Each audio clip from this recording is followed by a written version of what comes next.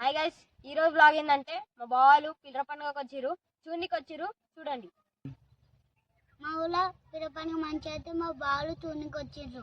అయితే పిల్ల పండుగ కాదు కాబట్టి నేనైతే బండి తీసుకొని నేను మా ఊడు చాలా దూరం వచ్చినాము. ఇది మా మామలు, ఇద్దరు మా బామర్తులు.